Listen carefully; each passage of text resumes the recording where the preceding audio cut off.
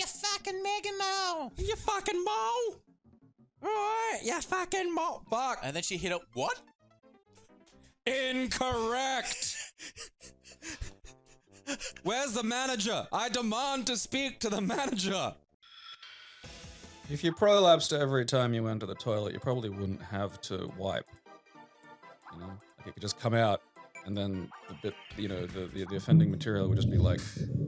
I mean, is it relapsed or is it amateur lapsed? Shoots back up inside. I think it's artisan lapsed. Yeah. And then, you know. This is Sonic CD. I never played this.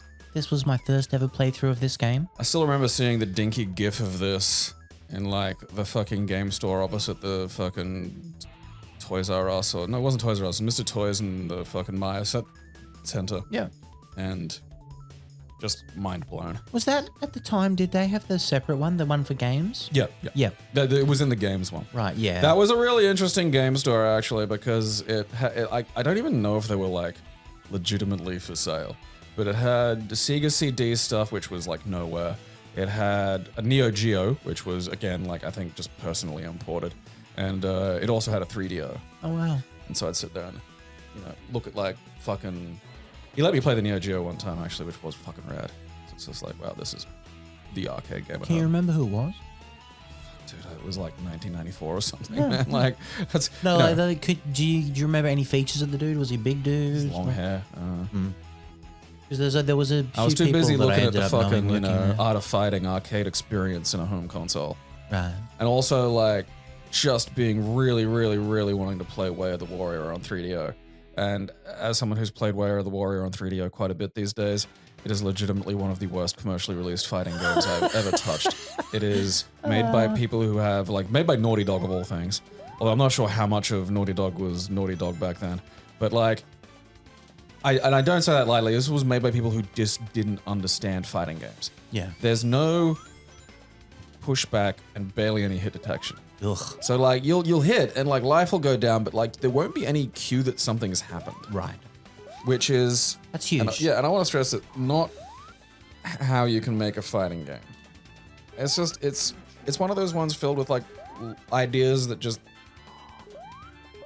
would maybe have been okay if they'd gotten any of the rest of it to work. But, like, amidst all this, like, fucking just abject, basic fucking failure, it's just comedy.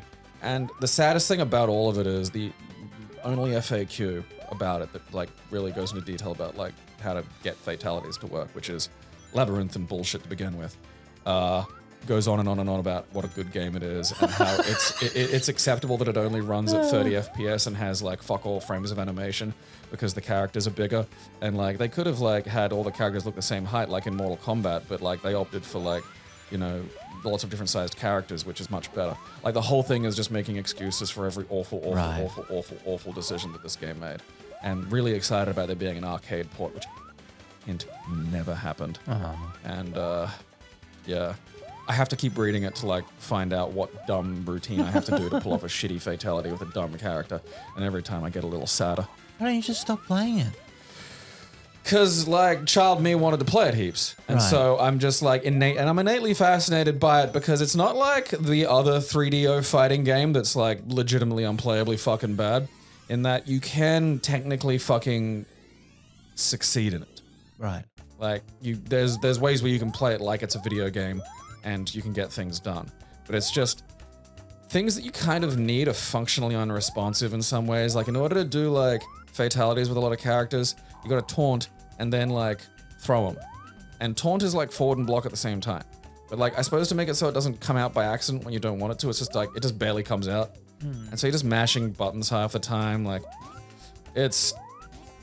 I mean, I'll get you to play it one day just so you can, like, so you can feel it. And then you do all of this, and I remember back in the day, the graphics were amazing. Like, it was way better looking than fucking Mortal Kombat. Like, the digitization process was much better. But then, like, you know, you play it today, it's like, oh yeah, the fatalities are like 2 little droplets of blood, and it's like, man, this, you know, I could be playing like one of those Mortal Kombat Mugans, you know, where people spend like 15 minutes, you know, hand drawing a fucking fatality in like Windows Paint because that's all you need to do. You can just put any picture into the fucking slots in Mugen, and so, you know, that's why there's tons and tons of fucking Mortal Kombat clones, because it's just so easy. So yeah, this is my first time ever playing this game. I'd never played it before, and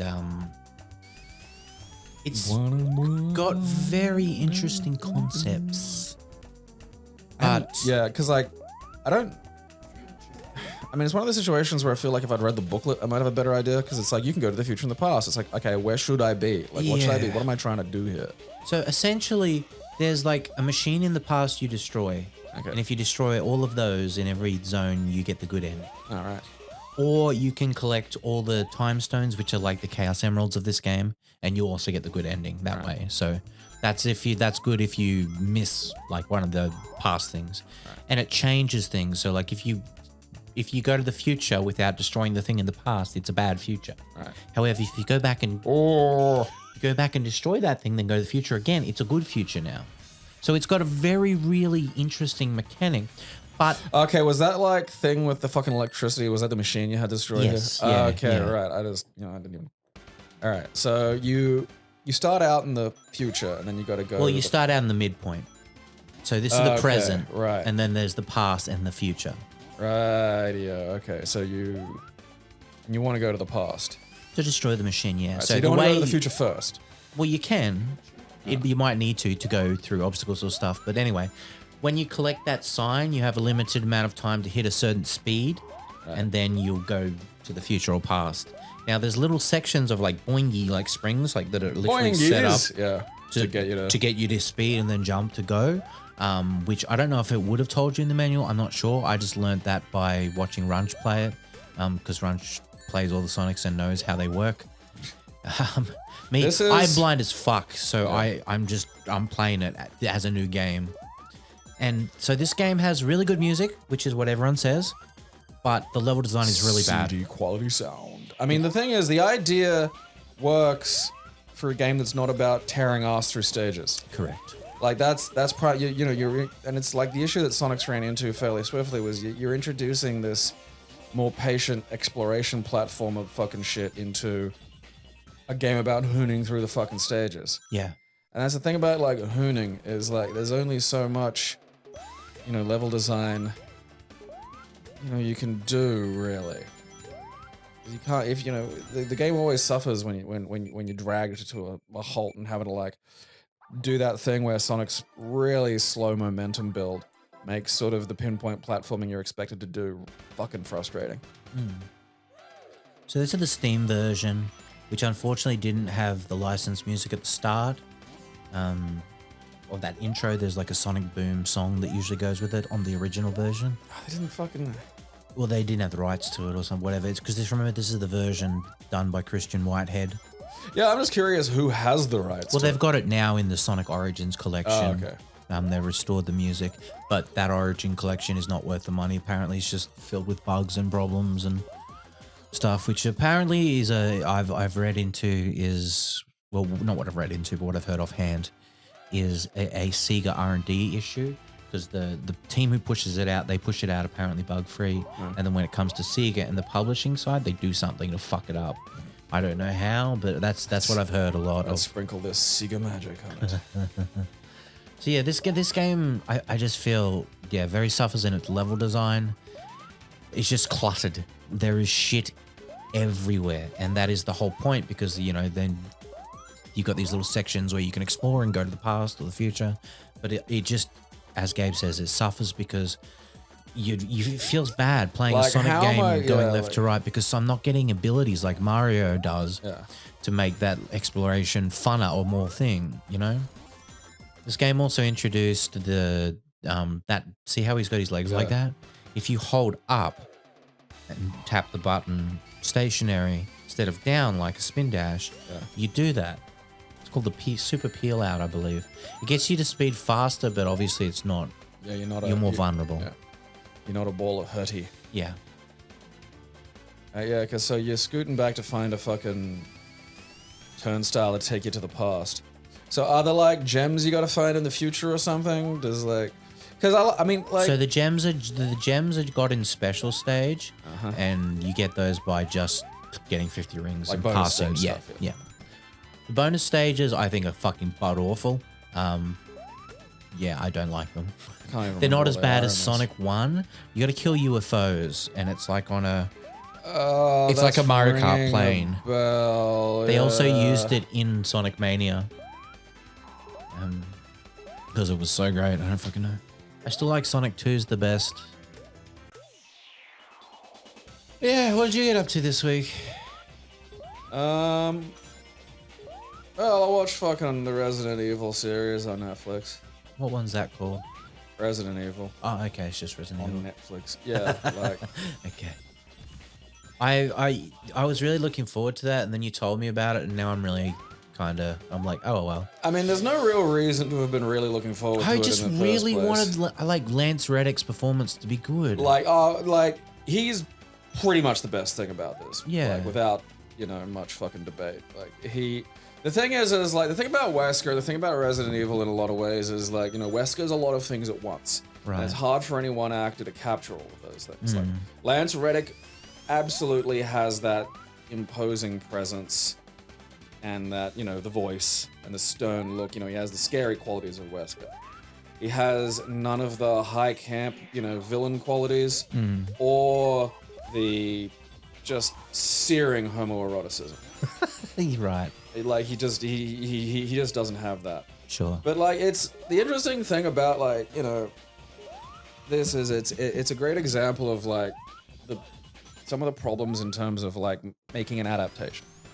And it's like the first question you have to ask yourself is, why am I doing this? Okay. Because there has to be an answer to that. And like the honest truth is sometimes the answer is we had like most of a zombie apocalypse script, and to make extra money, to boost it, to give it a bump, we're gonna put the Resident Evil license on it. Right. This has happened to lots of movies. So you can look this up. Oh yeah, that's right. Lots of Hellraiser movies started life as just different horror films, not sort of attached to anything. Die Hard with a Vengeance started life as a script for a Lethal Weapon Which sequel. one's A Vengeance? It's the one where it's like him and Samuel L. Is Jackson. that the third one? Yeah. Yeah. Yeah. And so that's how it makes sense when you go, oh yeah, that was going to be Riggs and Murtaugh, like Right. the Yeah. white guy, black guy cop duo, yay! Like that's what that was. And like again, sometimes that's done just because there's purely commercial decisions, and there are realities when you're talking to creative people where they in some situations too legally you're not allowed to rag on your fucking film, because that's fucking with someone's money. Like if you're in like the unions and shit, you're not allowed to just wander out and go, this movie eats asshole. Because you'll probably never be employed again, and you can get in fucking trouble for that shit. Because then people are going, oh, we're not going to watch it then, and someone can legitimately make the case that it doesn't matter if the movie's bad, like that's not the legal fucking issue, but you're crippling the money, and so that is probably where I'm at with this. Because I just don't, there's no recognizable creative decisions for any of these choices, Right. outside of I don't know, people who just don't seem to have a creative bone in their body. That's such a shame. It's just like the sad thing is, and I'll say right now, go watch Welcome to Raccoon City, because the worst thing about it is the budget, and like that annoys me more now having seen this, because all of the budget for this fucking thing could have and should have gone to Welcome to Raccoon City, because Welcome to Raccoon City proves the fucking point that you can just make the first two games of basically film the first two games of fucking Resident Evil, and that's a movie. There's a plot in that. I'm looking up. It's very fucking simple. It's I'm looking so up this fucking TV easy. series now because I need to know more about it. I need to know, The thing that explained a bit of it for me was like one of the guys involved was, or one of the main guy involved was like a guy who did Supernatural, which sort of explains an awful lot, because the sort of trope structures that you see in it and the sort of tone and style that you see in it is very much like that. We're making a 400 episode 1 hour fiction thing from like the 2000s. It's like, all right, yeah, you're not really treating this like fucking much. I'm gonna say high up, but not even that.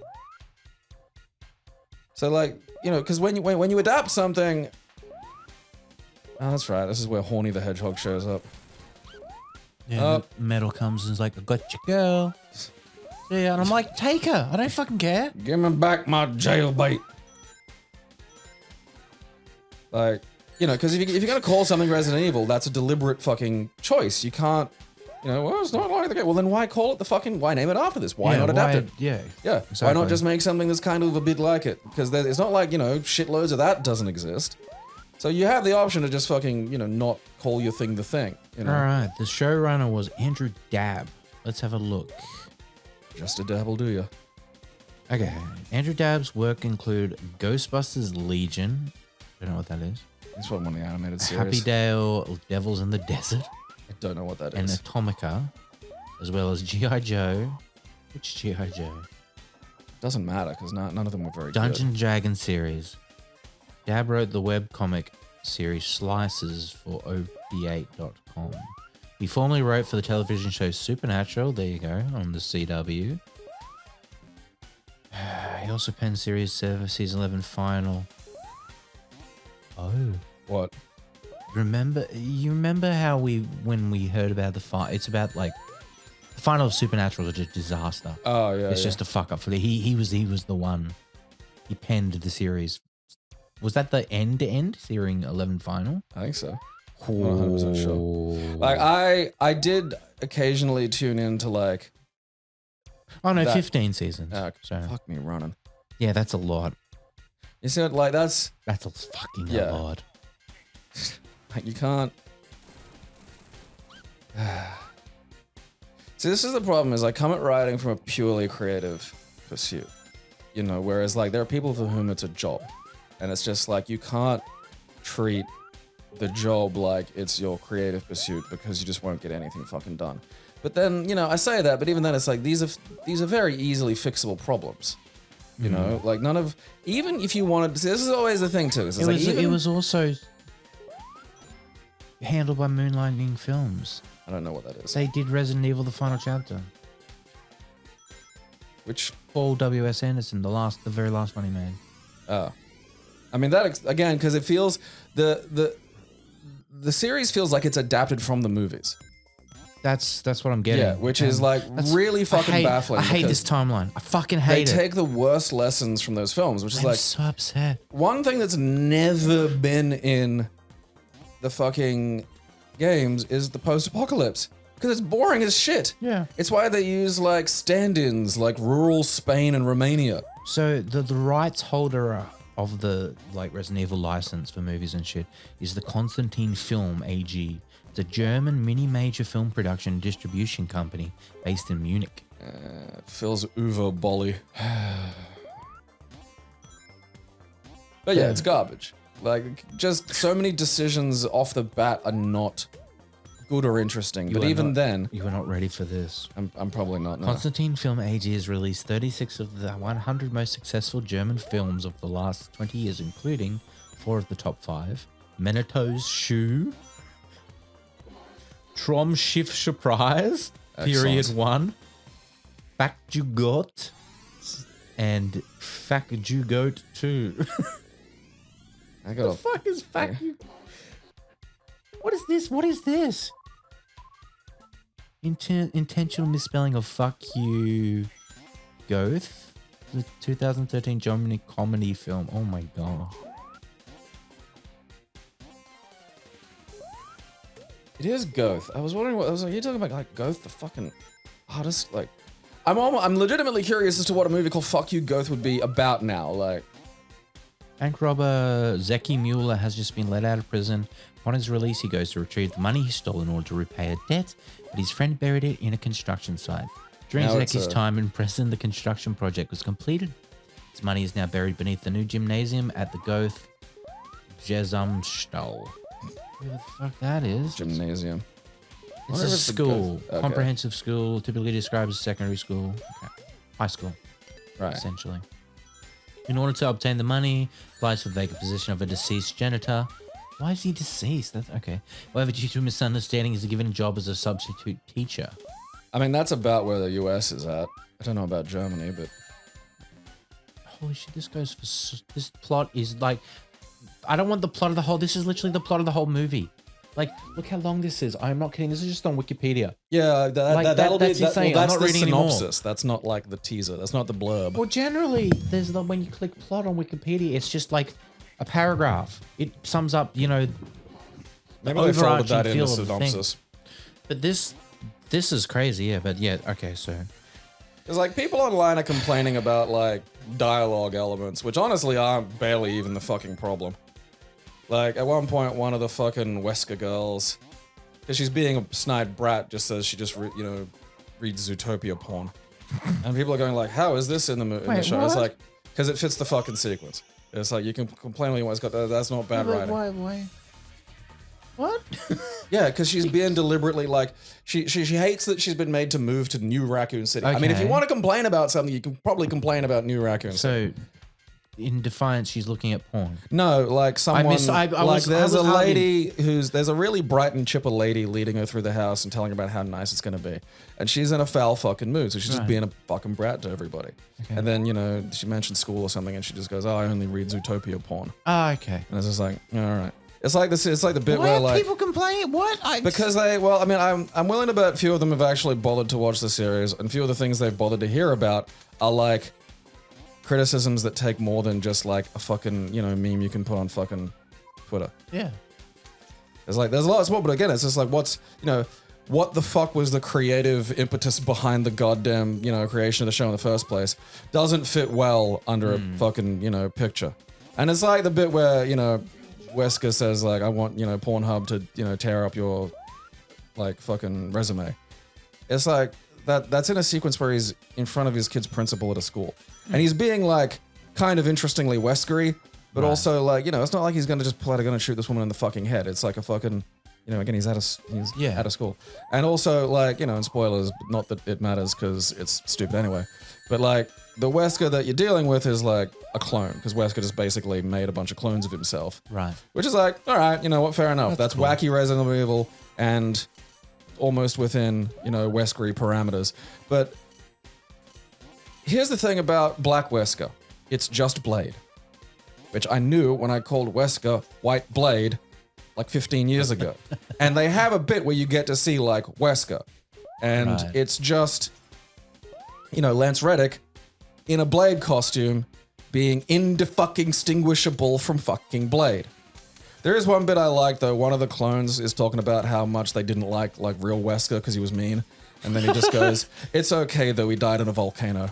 Oh, that's great. I know. So I That's do a good like one bit. of the Okay. silliest fucking things in, Resident Evil being like,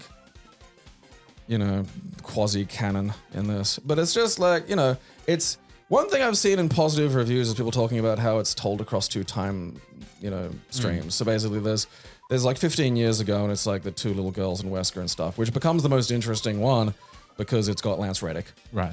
And they So kind Lance of... Reddick's not on the future one. No. Oh, well, fuck that one. Yeah, I know. And the problem is the future one is also the post-apocalypse, which is fucking boring. Right. It's just like, it's the same fucking shit every time. It's mostly just a fucking, it's not a creative decision. It just makes filming this shit easier. Yeah. You can just have like a trashed area and go, oh yeah, this is a place. Look, It's we'll like- just film in it's- New Jersey. Yeah. Well, it's like the way every Doctor Who alien planet's a quarry. Yeah. It's like, yeah, making a fucking believable alien world on like, $1 and the polystyrene you've got sitting around the BBC is hard. I recognize and respect that. So, all right, it's quarries. And it's like, what's this? It's a post-apocalypse. Like I'd say, the positive things about it is it gets into the sort of stuff of like the T-virus getting into just other shit and kind of creating monsters. Well, that's cool. Which is, yeah, that's at least like, all right, that's something that it can, that it can have. Lance Reddick is kind of fun as fucking Wesker. That line about the volcano was kind of funny. And really that's about it, because the rest of it's like, it does that thing that like the first fucking Paul Withering Shits Anderson's movie did, which was treat the entire property like just tiny Easter eggs to be sprinkled into a almost entirely unrelated fucking narrative. I hate and it's that. like, what's the point? Why'd you bother doing Just this? make zombie movies. Don't call it Resident Evil. Get the license and give it to someone who can make movies about the actual things we enjoy about Resident Evil. Like, it's not that hard. Holy shit. And again, it's that thing They're of, sitting there scratching their heads going, how do we Yeah. crack this egg? Motherfuckers, the egg's already been cracked. You got the yolk. It's running Well, everywhere. yeah, again, Welcome to Raccoon City is fine. It just didn't have any fucking money. Yeah. And the weird thing is like, I assume this had This a is bit... the fucking worst, by the way. That's funny. I having assume to this get had up like here. a bit more money, but also it does that thing with the zombie. A lot of the zombie effects kind of just like a sort of flesh tone boils and lumps. Fuck So off. the end result just winds up looking like the fucking Lithuanian zombie masks that Yeah. were being used in the Welcome to Raccoon City. Like, they don't look like the Resident Evil rotting, Yeah. bloody corpses. It's just like some people going, Which is bullshit. and it's just Because like, when Resident Evil, the GameCube version, hit, and you got to that first door, and old mate's down on the ground, and he turns around in the Turning around pale zombie. moonlight. Turning around zombie is in Welcome to Raccoon City, and they actually nice. he had the zombie blood effects. Oh, fuck yeah. No, like again, I will stand by Welcome to Raccoon City. It is not flawless, but the biggest problem with it is it just didn't have fucking money to really fucking do half a shit. But that's the thing, that sets the tone from the bat. It shows you how the zombies are, how they can look, and like, that's just, I've never seen that replicated well. Yeah, Like, and it's again really, really, really, really easy to do. yeah. Just give it budget. Like, Their stop- dumb idea stop- is not good. We need to get it away from the Germans. Why do the Germans have it? That's so fucking weird. Japan must have Capcom must have sold off the rights in that period where I feel like again, my where all brain the goes, game it's companies a ball fucking essentially thing. got tricked into giving away all their licenses really cheap. It's like how Marvel sold all their licenses like to game devs really cheap back in the day, and then they had to repull them all when they got back in charge of everything. Yeah, you want another shitty Wolverine game? Off you go. Hey, that Wolverine game was good. Like, the one that was kind of like God of War wasn't bad. Yeah, that one. But it was like bafflingly paced. Oh, Because yeah. you have like all these levels in like Central America that go for fucking ever. Yeah, they're the ones in the past. Yeah. And, And then you get to the future, you have 3 short stages and 2 big boss battles in a row, and that's the it. end. Yeah. And it's just like, what the fuck? I feel it might have started out as like, Because you're in the past for so long. I feel there was supposed to be a lot in between and it just got cut because of budget and time. Yeah. But yeah, no, they pulled off licenses, so yeah. So you watch that. That was kind of shit. It's quite shit. Like, there are points where it's like moderately enjoy, because like it's not even very good as just like, all right, it's not Resident Evil. Fine, I'll sit and I'll look at it. I'll try and enjoy it like it's a fucking zombie thing. And it's like there's early on there's like maybe 1 or 2 moderately interesting deaths. Again, the zombie effects just aren't good enough to carry it. They call the zombies zeros, which also kind of annoys me. Fucking what? Well, there's sort of a reasoning for it, which I don't hate, like, because the idea is, they're researchers and scientists and shit, so they speak about these things in terms of like, they're like a zero because they haven't matured and evolved into a certain state. And it's like, all right, but it's just, no one says zombies, and it's like, look, don't stop trying to brand shit. Just say zombies, because that's what they are. It's fine. I mean, it's that thing from like, because it's something if you're a fan of zombies like I am, and you've watched shitloads of zombie fiction, you get used to every zombie movie taking place in a world where zombie movies don't exist. Right. Because nobody goes, well, fuck me, that's a zombie. Everyone's like, what's that? Yeah. Like, Yeah. what could that fucking be? Yeah. Like, I don't know, maybe Haiti didn't do something, so we didn't get white zombie, and then that's just it. No one knows what zombies are. Which is fair enough. Like I mean, granted, I probably wouldn't call it a werewolf if werewolves didn't exist, but I'd still go something like Wolfman, because it's a man-wolf. Yeah. Which is what werewolf is. So you'd wind up with like fucking Universal's Wolfman eventually. Yeah. Like, all right, zombies are kind of fucking, I mean, you just probably call them. What would you call them if you fucking not, zombies! No, but if you didn't know zombies, like if zombies didn't exist in our world, and you saw one and you saw it munching on someone, you saw it biting someone, Like a dead what guy. would you call it? I mean, like, because that's hard, because I'm trying to posit a state of unknowing, which is... I'd go with something like muncher, because that's what they do, or shambler, depending if they're the traditional slow sort. I'd still just call them dead guys. Yeah, It's just like, oh, watch out for the dead guys. Deadies. Because that, a shambler, that might be a lot of things. Daddy Freddy. Watch out for the Daddy Freddy. Yeah, He's got a plate of spaghetti. He got on Hetty. Shut up.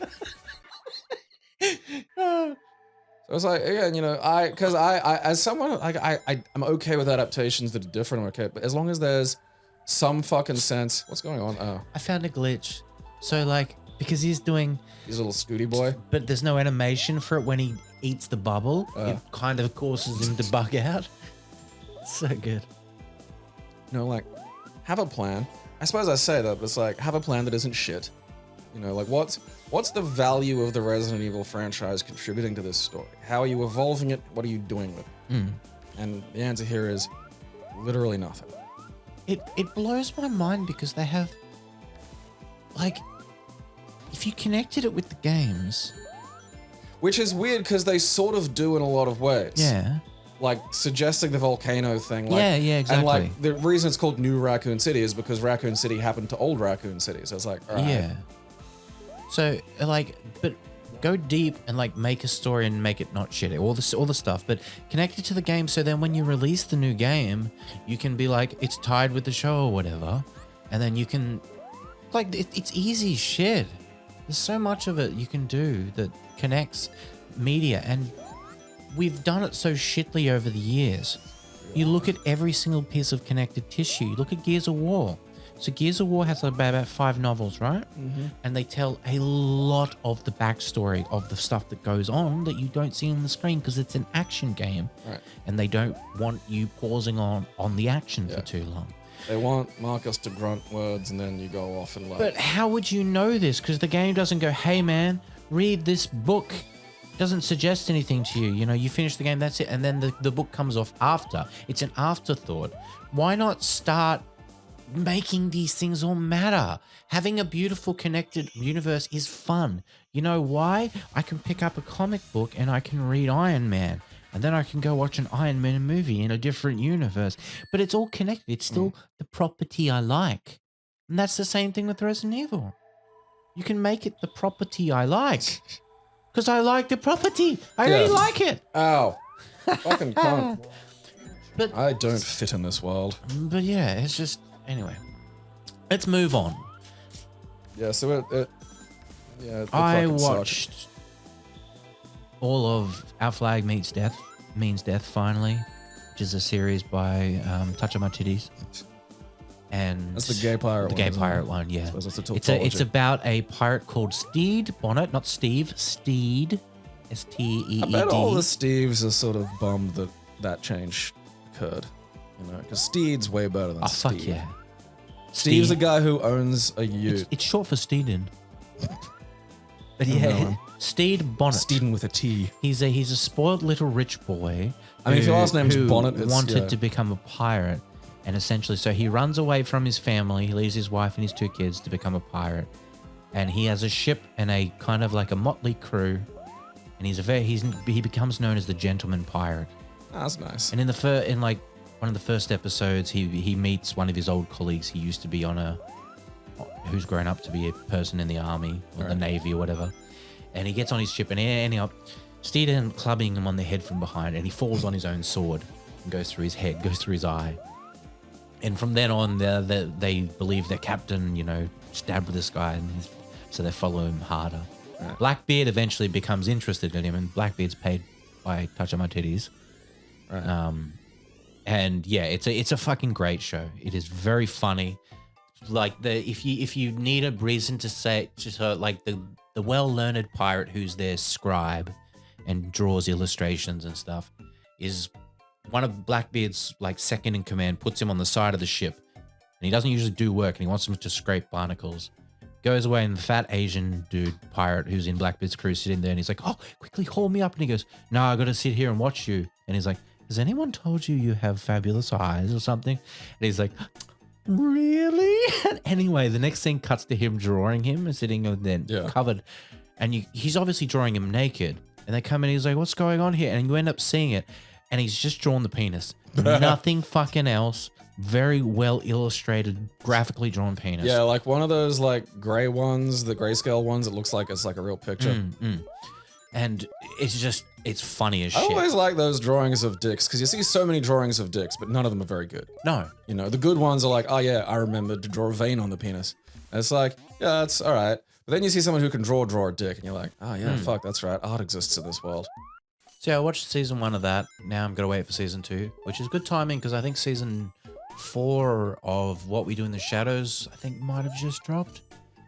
I feel like I have to sort of like pace any Taika Waititi content I absorb. Because there's elements of it that like I can feel great against me. Like, it was kind of my problem I had with like Thor Ragnarok was like, particularly because Korg is Taika Waititi and he directed it. So there's a point at which anything that Korg does that's annoying is director Taika Waititi telling actor Taika Waititi to shout over shit and be annoying in the movie. And that kind of makes it even more annoying. Yeah, I feel you. Yeah. And so it's just like, look, like, because he managed not to do it in the end of like Love and Thunder, where like the bit where Gore, you know, it's kind of the sad bit at the end where like Jane dies and Gore dies and stuff, and it fades out, and they let it fade, and then fucking Korg starts talking. It's like, that's fine. Yeah. Because you've let the moment hit, and then the fade allows for like a mental reset, and it like, you know, you can start the comedy bit again. That's fine. Yeah. But then like in Ragnarok, as his like home and life is being destroyed and he's looking out the window sad, Korg's just talking over it as it's happening. And it's like, you have got to like give this 5 seconds, let that fade out happen so the moment can hit, and then you can be funny again. Talking over it is literally stepping on the moment. It's really funny because like most of the TV show stuff is better paced, I feel, than the movies that he does. That's possible. I've probably watched less of the fucking TV than I have the movies. I think he's better. I honestly think he's better at TV, personally. What We Do in the Shadows is, I think, just fantastic. It's just very out there, and it plays very fun with ghosts and ghoulies, you know?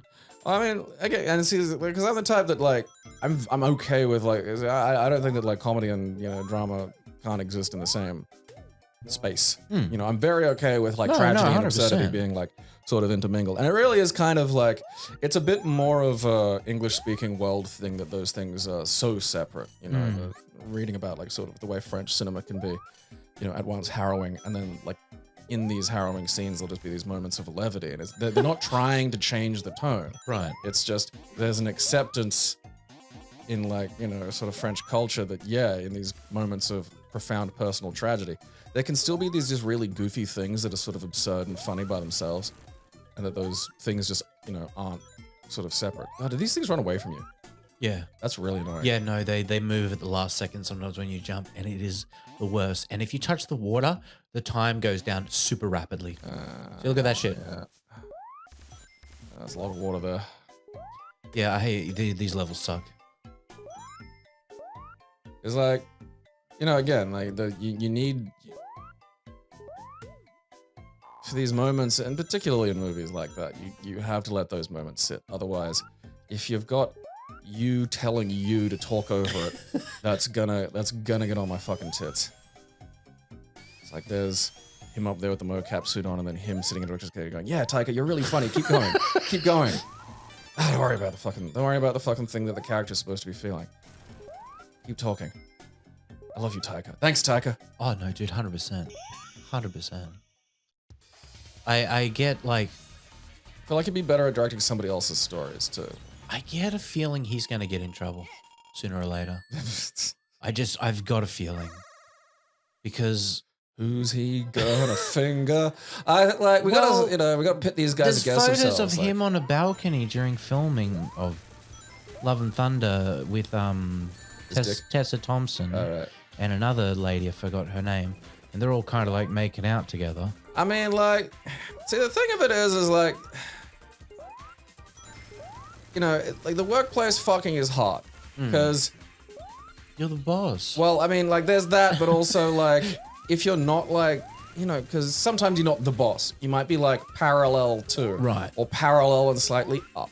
And there's just a reality when it comes to like fucking and, you know, humans where, you know, where are you gonna meet people except outside of the place you're at every fucking day, you know? So like, exactly. Stuff like this is kind of an inevitability, but like also, I mean, there's like, you know, pro wrestling is a great example of a situation that's like effectively like the opposite, because like, you know, when you talk about bosses and you talk about Vince McMahon, you talk about somebody who is absolutely 100% more powerful than you by leaps and bounds, Yeah. and has absolutely explicitly used that to get women to fuck him. And like, yeah, that's not okay. But at the same time, it's like, you're a director on a film, and they're already cast in the film. You're not like Weinsteining them where you're going to tell them to put them in a movie. No, exactly. And then you don't even put them in the fucking movie. Like fuck, if you're going to groom somebody, at least fucking do what you're going to say you're going to fucking do. Like, don't be a baby if they turn you down. Look, I whatever he gets up to his personal time. Yeah. What the fuck? All I'm saying is I'm calling it that there's going to be something in the future that just... It gets down to that thing of like, at some point you're going to say, well, just on site, Tessa Thompson looks like the kind of girl that's comfortable in the decisions she makes regarding genitals. 100%. She doesn't look like a pushover. No. But there's also girls that just look like fucking, waifs that are pushovers. And like, are we going to get down to the point of like splitting that hair of like, well, she looks like she knows what she's doing. You, on the other hand, are a poor, delicate little dimwit that can't be trusted to make her own decisions. So naturally, you'd be fucking... Isn't that what a conservatorship is, or whatever the fuck that is? Functionally, yeah. What the fuck is that? Because Well, I always hear it happens about with it. young people a bit. But so what happens? Like essentially, we sign a contract that says, let's just say that I'm your fucking parent, and you're my talented youth. Yeah. You're gonna make millions of money. I get control over you. You're just in charge. Yeah. That's insane. Yeah. I mean, again, it was like when fucking Britney Spears got out from under hers, and all I could think was how funny it would be if just like the first thing she does is spend all of her money on the world's biggest gumball, and then like drops it on a kid, killing it. And I'm just like, this is like, oh shit, this is one of those ones where it was important.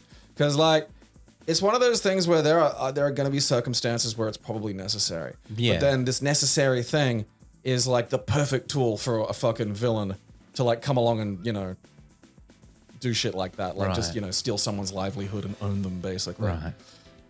Because yeah, like 100% a teen with suddenly gets millions of dollars is a bad idea. But Yeah. once like they get to a usually, certain age, it's kind of like, well, they're their own. Yeah. They can kind of make their own decisions. Yeah. If they want to blow all that money, that's fucking their problem. Yeah. You've earned probably so much from them in other ways that you've got enough. You've got enough. I feel like maybe you just meet them halfway and go, all right, we'll put something in like a government bond. Yeah. That you aren't allowed to touch for another like 20 years. 100%. And then so that's there. And then like, all right, now you can go, I don't know, buy a jet or something. I mean, they could probably do with like some financial literacy and just some, I mean, it's an issue of like, because it happens with athletes all the time because they take these fucking college athletes who, a lot of the time, especially if you're dealing with like, oh yeah, what was like the main way for like a black kid to be successful? It's like, yeah, basketball. And you go from like being poor as shit and it's like, now I get paid billions. And it's like, there are times in my, like these days, certainly, and like really sort of probably past about 25, my first thought is like, oh fuck, I have to like put this in a pile somewhere where I can't do something stupid. Whereas like, there was a time when it just been like, oh, I'm gonna get like the world's biggest bong, Yeah. and get like 4 vacuums, and yeah, I'd have been, then you're broke again, and now you're having to pay off like a house that's designed like a bong. Because like this happens on the small scale, like every fucking like every third tradie, when they're 18 and they get like, or 16 even, and get an apprenticeship. Yeah, they've got a fucking learner's permit, an apprenticeship that's paying them more money than they've ever seen, but it's still not a lot of money. And then they get a fucking dodgy fucking loan that gives them, fucking finance to an apprentice, and they buy a fucking. They have no need of, like a one that's way over the top. Oh no, a hideously expensive. And it's not even good, like for a tradie business. It's it's not a good business It's a ute. glower. It's the fancy ute. And then they'll usually wreck it, and they'll be paying off something that they don't have for like the next 30 years of their life. Like 2 of the girls that I lived with in a share house back in 2009 were like, people had gone to uni, done the career path of like, they went to university, they did a thing, they're now radiologists and shit like that. And that's like, that's a job. That's not like fucking, I work at a bar. Like that's a fucking, it's a career. But like, they're living in a fucking share house. And it's like, why is that happening? I have to pay off the fucking expensive pink Micra that I bought when I was 18 and crashed. And it's like, well, it's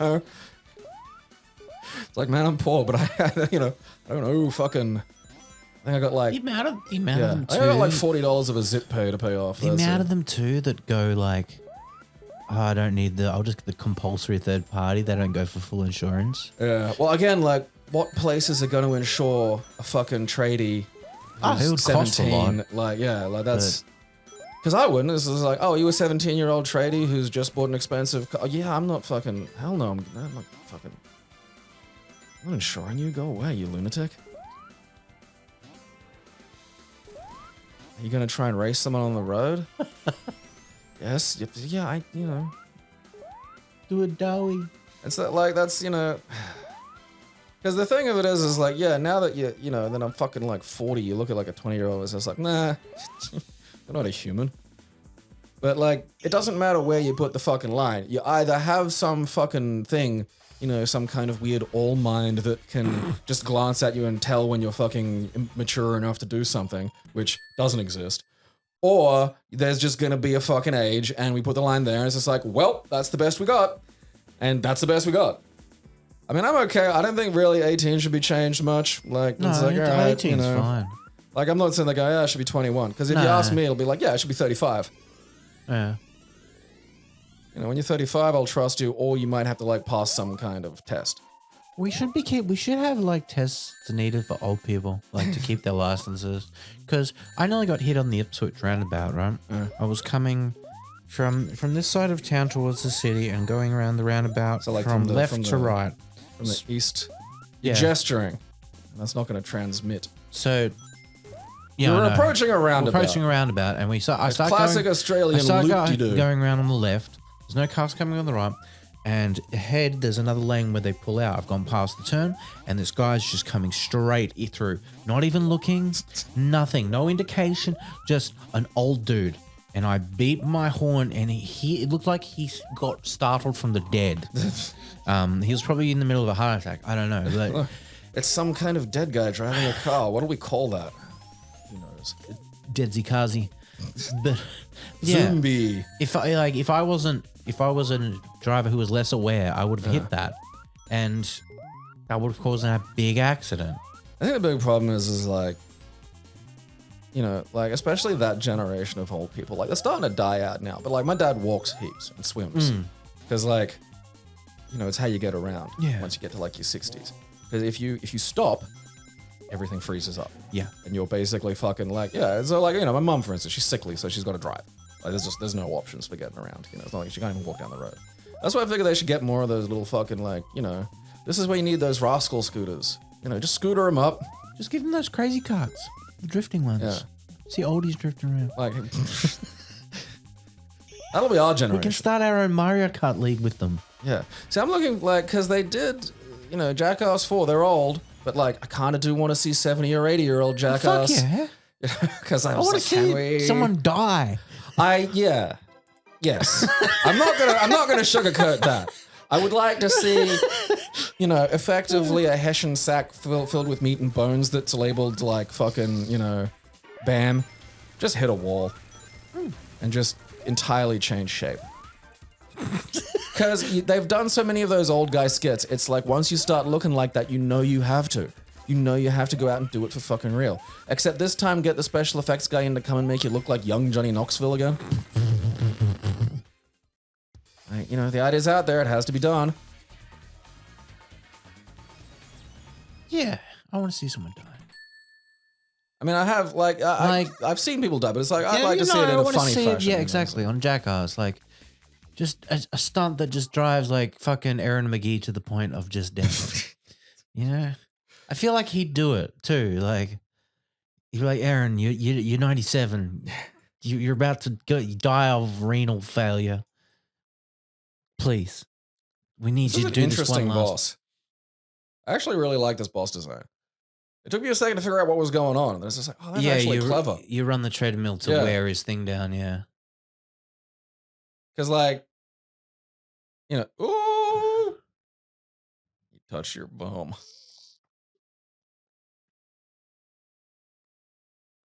Yeah, fucking. What other movie did I see? What's fucking something? No, I can't remember what it is. God damn it. Did I had my watch pills. Anything? I mean, I watch more Japanese TV. And someone started subscribing again. Showed Gabe that today. That was fun. They got the undersea, for those who know, the monkfish. I think it's called an anglerfish here. I believe so, yeah.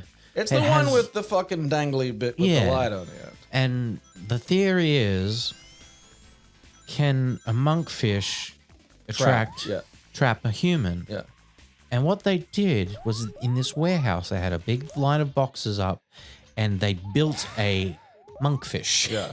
And like when I say built a monkfish, it's not like it's like a cardboard box with like the goofiest fucking like it looks like something you'd see at like a kid's thing, like a kid's birthday, like, oh, you want to get on the monkfish bouncy castle.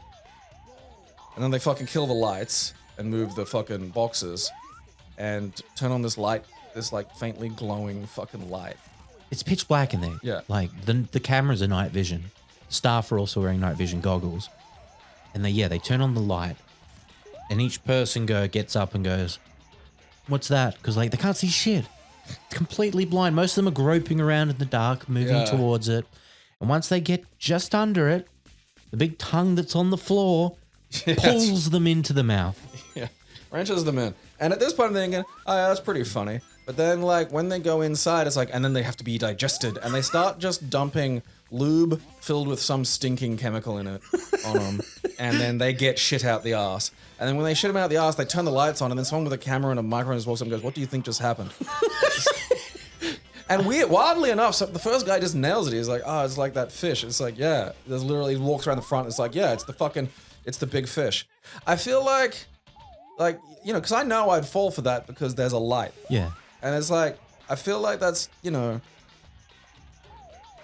if they were, like, no one dies because they went toward a little light here. You know, it's not like we're talking about, you know, fucking lost dad the other day got caught by one of those fucking weird angler fish that are just around. You know, it's not like a concern. Yeah. It's like, you know, there are concerns, you know, if I hear like a tiger or something, it's like, I probably won't go over there. Yeah. You know, like there are warning signs that I'm cued to. A light bulb in the darkness is just not one of them because I don't usually get eaten by things like that. That's a good thing. You know? Yeah. Light is good, not bad. Yeah, it's like... I'm surprised there was no evolution of an animal to get humans like that. I always think about that, and then I think that like there'd be no way to know if there was because we'd just be gotten by them. You're true. You know, like there could just be something that looks like a mailbox, and then it just like rolls forward and just eats people occasionally, and it's like because you always, you know, you people go, well, yeah, there's not a lot of dead. It's like, yeah, you got to look at the missing persons numbers. That's true. That's where you find. That's true. Because most people don't get caught. Like the murderers that get caught are like people get like really angry and then just stab someone in the face 14 times or like just do shit, you know, for obvious reasons. Because like if you ever read about like, you know, like how police like approach these crimes and shit, like unless there's a witness or a motive, they don't have shit. Like some of the David Simon books on like Life on the Corner and stuff. The one that's about like homicide, the ones about the police. Like, they just refer to these as like, oh yeah, it's just a whodunit, which means they'll never figure it out because they don't actually solve fucking crimes. Right. Crimes are just usually eminently fucking solvable because it's like, you know, again, someone's stabbed their wife, like a wife has been stabbed to death. Maybe it was this husband of hers who's angry all the time. It's like, that's how the fucking thing's solved. Right. Or like, you know, someone gets millions of dollars and their fucking, you know, kid kills them. It's like, there has to be a traceable element. Without any of that, I don't have a fucking clue. You know, this is fucking enhanced bullshit. It's all TV. Like, no one gets caught for this shit. Now I'm thinking about fucking mailboxes eating people just out there. I'm going to look at the missing person list later. Yeah, you're not going to, you'll just be going to post a fucking, you know, letter. Or the emails I have to post a letter tomorrow. Email's going to render them extinct, though. That's the sad thing. And you'll just put your hand in there and you'll just go, and then just like, fucking, that's the last thing you do. And then you'll be like digested for like thousands of years or some shit. I mean, do I live for thousands of years while I'm being digested? Does it extend my life as it's killing me? Yes, it digests pain, so it needs to keep you alive. Right. See, I would be okay with that. Okay, that doesn't look like ice. I just thought that was like rocket, and then you hit it and it froze. Yeah, it was very confusing. This is Wacky Workbench, and it is one of the worst levels ever designed in a Sonic game. Wacky Workbench. Because that's where Japanese people make their guns. Everything in it is a trap, essentially, because you think you have to go up, but it's never about going up. You've got to go to the right. That's the whole goal of this level. Is go to the right, and it's. I mean, isn't that all the levels anyway? Yeah, but it's like so. There's so many things to get you up. Oh, right. Going up, so it's all a trick. So it's all kind of in mid-level you need to go. Whereas and those things are just the worst because they're like look like part of the backgrounds, and then they light up and hurt you. Oh, shut up, Eggman. Yeah, this level just eats ass. So yeah, there was. Did I watch any movies? I can't remember. I've been playing fucking whatever that thing's called, Guardians of the Galaxy. Oh yeah, it's kind of fun because I've been in a bit of a lull. I did that thing where I downloaded heaps and heaps of fucking Metroidvanias, and I played a few. And I drove around for 40 minutes trying to find new Metroidvanias. And then I bought a book on how to design and program Metroidvanias. And I was like, oh fuck it, I'll just play something else. Good for you. Yeah, and so I've been playing like that. And it's solid. It's a lot of fun. It's interesting because I feel like it's one of those ones where if you were able to play as the other characters, you wouldn't actually be doing the teamwork because it would just be you playing them. Yeah. Whereas like having to tell them to do shit makes me actually have to think, oh yeah, that's right. There's other people over there. Yeah. And they can like knock guys over and wrap them up and shit. Yeah, no, it's on Game Pass. It's really worth a try if you've got Game Pass. It's one of those like pretty AAA presentation and lore games. Yeah. Like the gameplay itself is fairly simple, but like yeah, it works, and like even the bits where you're just wandering around exploring and stuff are kind of fun. It's also a very choice-heavy game, and the choices are nice and impactful in small little ways that enhance your experience, I feel. Yeah, like there's a lot of like sort of like, you know, things where you have to decide what Peter's going to say. And I do enjoy that. Yeah, it's nice. I've been playing Miles Morales. It so fits perfectly with the fact that Flash in the movies is calling him Penis Parker. Oh, look, it's Penis Parker and Miles Morales. Stop calling us that. I'm sorry, I can't. I just can't. So yeah, I played and finished that. That was a lot of fun. I really enjoyed that. They need to have like a villain for Spider-Man that's funnier than he is, because I don't think that's been done. You know, it's like Venom's kind of his powers, but like also that's just Eddie Brock, Yeah. who's just a meathead. Yeah. You know, like I want someone who's like got a symbiont, but then fucking is just brutally destroys Peter Parker's self-esteem. Because yeah, the Miles Morales starts pretty much at the end of the first game, and Pete's taking a vacation with Mary Jane. They're going to Sokovia or somewhere. It's not Sokovia. It sounds like a sad vacation. It's another place, but What the fuck it's kind kind of of a poverty working tourism is that? vacation because she's doing a story there. Oh, okay. And he's taking the photos. I mean, I suppose you could take a vacation to Latveria. I mean, I reckon if I like as insane as Doom is, I reckon like You have some swinging. his hospitality, like if he'd invited you and was like, you're in my hospitality, be like, I bet that'd be fun. Yeah. And it's not like people don't go to Saudi Arabia and shit, which is basically worse. Yeah. So he says, well, Miles, you're going to be the only Spider-Man here. And, you know, you've fought Rhino together. He got out of containment on the way to the raft. And that's when Miles finds out that he has, like, bioelectricity for the first time.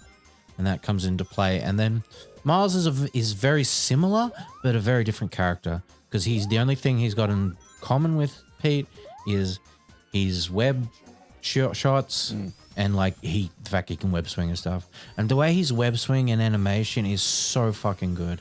It's so much more diverse than Pete's, because Pete's is calculated. It's precise. He has been Spider-Man for 8 years, whereas Miles is just new. So he's got that energetic thrill to him of being a young, teen that's just got this. Yeah, exactly. And his tricks are cooler and stuff like that. And once you finish the game, you get the Spider-Cat costume.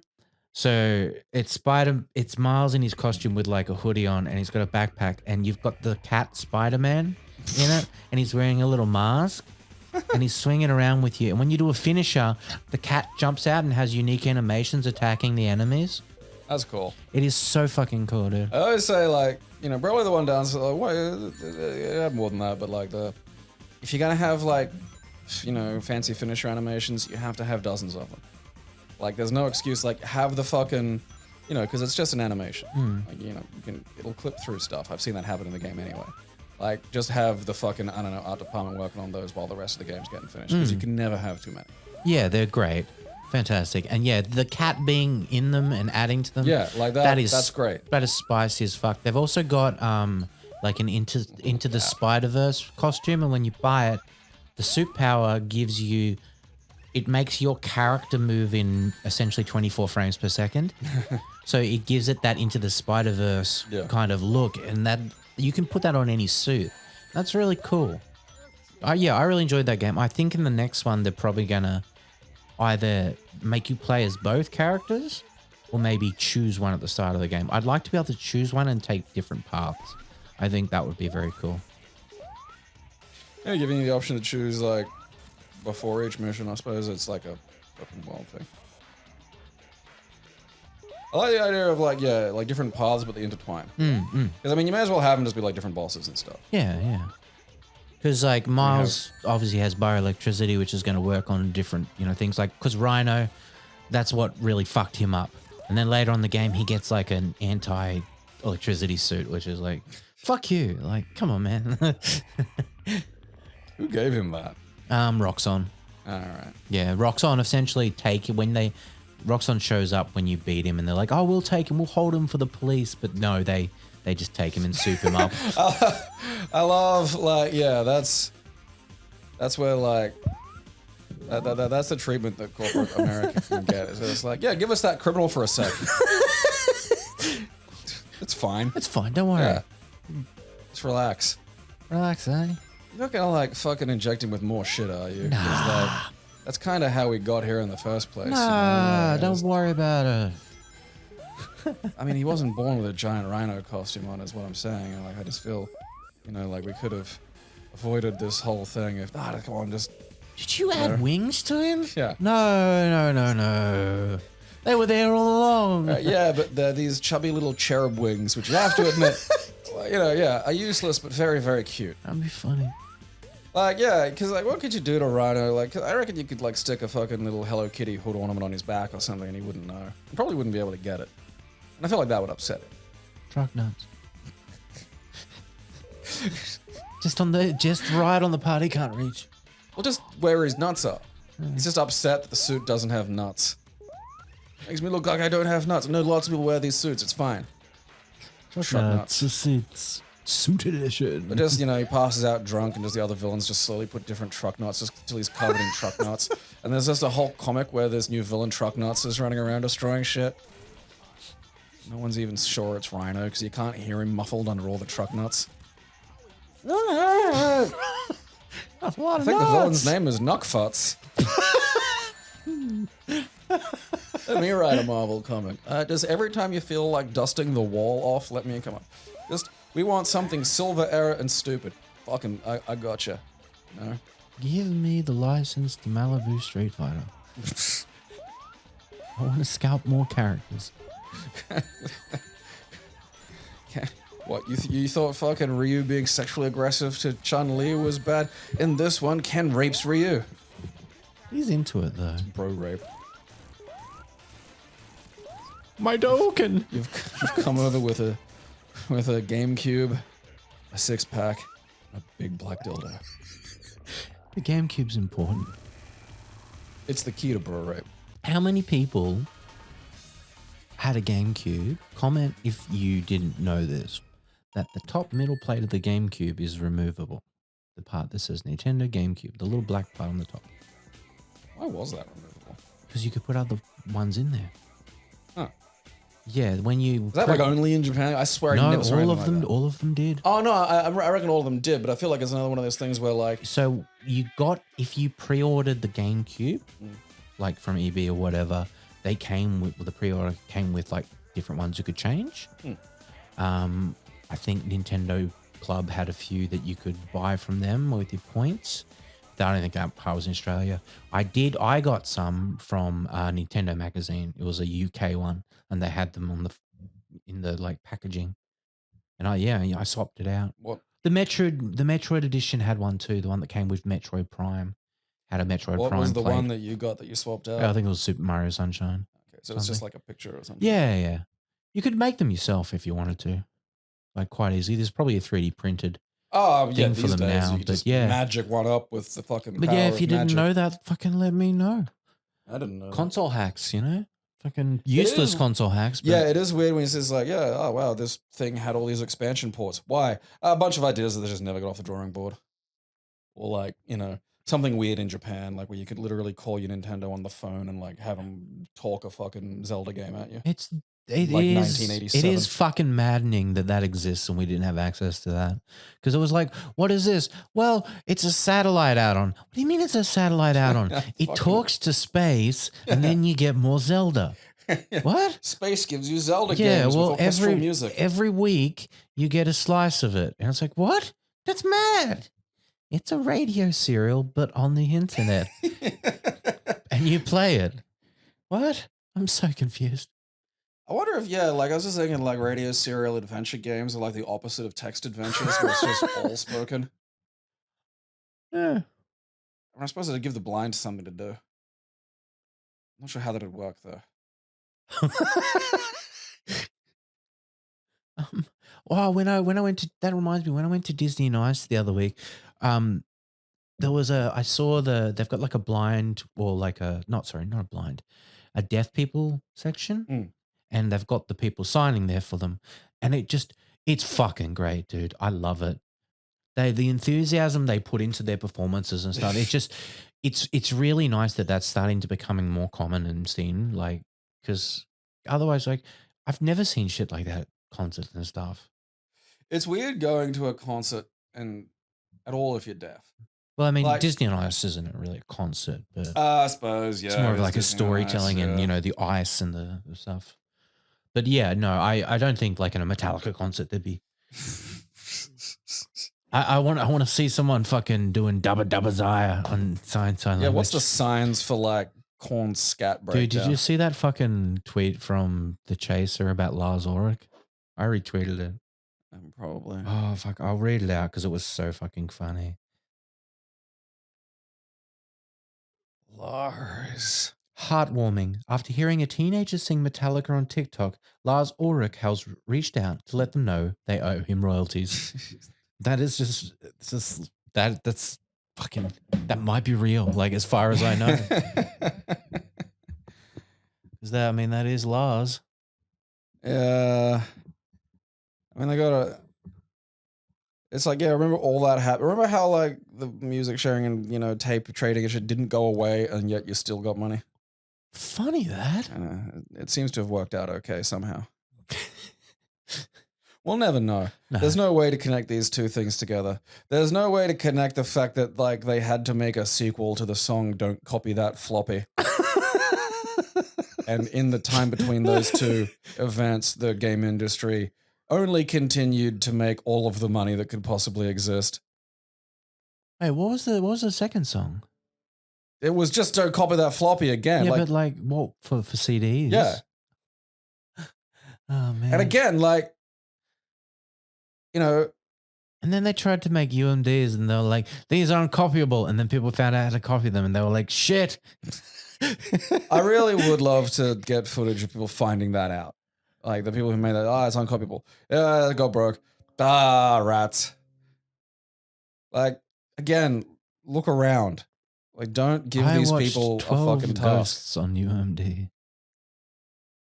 mean 13 Ghosts? 13 Ghosts, that's the Okay. one. The one with Matthew Lillard. Yeah. Yeah. I know- like that movie. It's Well, I liked it on the PSP anyway. It's very small. It's one of those ones that's like got such an interesting sort of premise, and then you see all this great makeup effects and stuff, and then bugger all of it's actually. It's like, oh yeah, look, there's all these ghosts and they have names and that's interesting, and then it's just like, oh yeah, you sort of see them around a little bit. And it's like, that's it. It's a very fucking blue balling movie. Yeah, because I watched that like, oh fuck yeah, look at that. There's a giant. There's like a fucking dwarf and shit. They have names. There's like a whole, a whole deal here, and it's like that's rad. And yeah, it's just there's something about the guy that made that. That's gonna drive me nuts. I think he directed like one other horror film. Look that up because this is gonna fucking kill me. Oh no. It was only like one thing he directed to. Steve Beck. Yeah. No, you don't. I just put in Steve Beck into Google, right? And then it goes, Google needs to know your location. No, you don't. Why do you need to know my location when I'm looking Beck up? wants to know your location. Beck. Let's have a look at what he's done. He's just hanging around in Oxley. This is where he lives these days. Works at the Woolies. Filmography, director, 3 movies.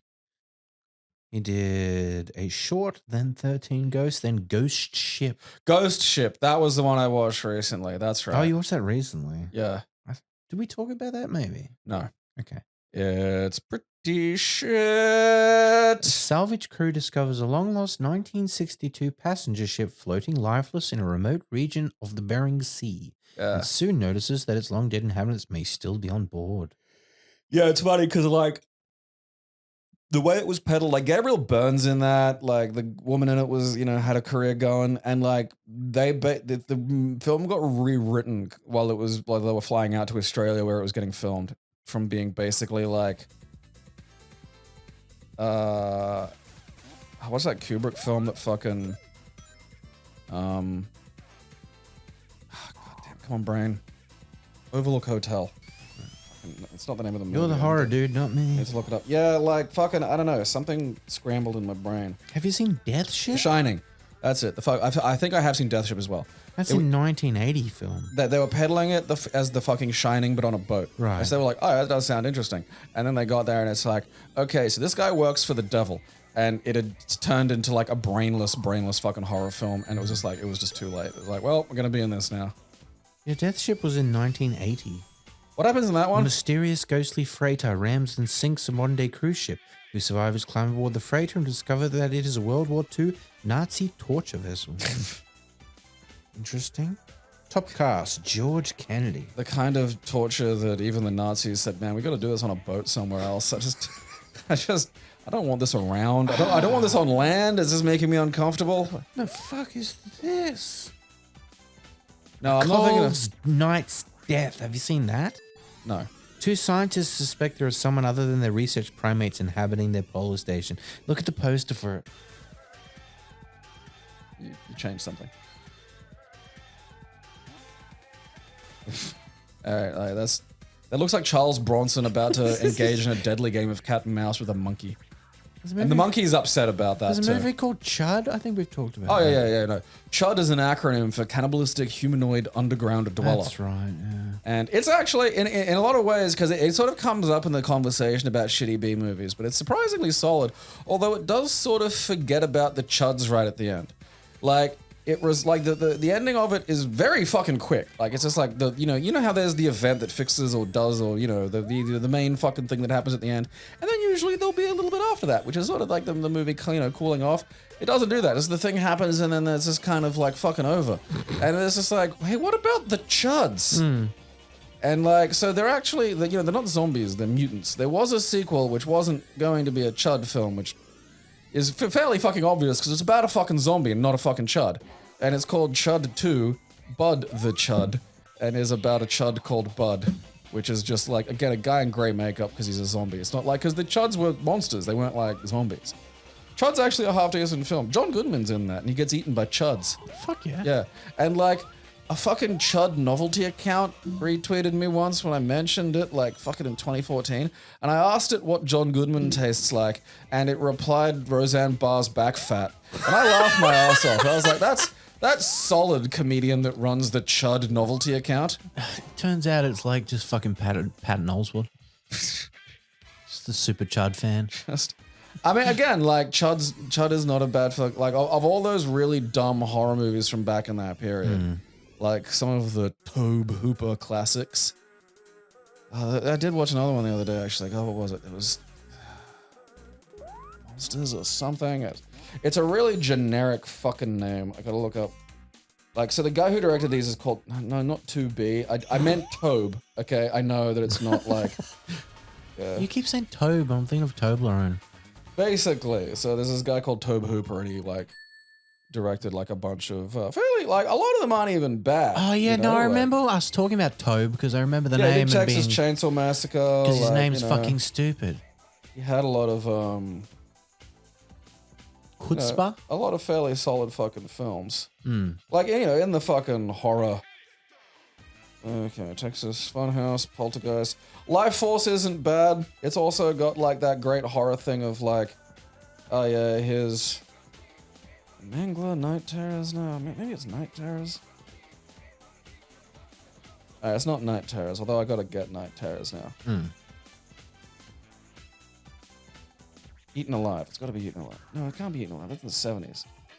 God damn it, I swear it was Tobe. Mm. I know, man. It's driving me fucking crazy. And I started watching Breaking Bad, which I've never watched past the first season, and I need my Bryan Cranston fix. What did you do when you finished watching Malcolm in the Middle, Amber? Started rewatching in Malcolm in the Middle. Didn't you, Amber? Yes, Amber. Then when you ran out of Malcolm in the Middle, you went out looking for more Cranston. Need more Cranston. He's so decadent. I need more. I do. We need to meet him just so we can talk about Street Fighter 2 and nothing else. I do love the fan thing of like, you know, like Breaking Bad being the prequel to Malcolm in the Middle, and like he's in. Look, I don't. Just let me sign in. You still looking at Tobe? I gotta. Yeah. Well, I mean, it's okay. So it's Invaders from Mars. I'm pretty sure that's what it is. Okay. Because it's got like a classic little kid in it. Is he a punchable kid? Oh, the best. Like, it's just...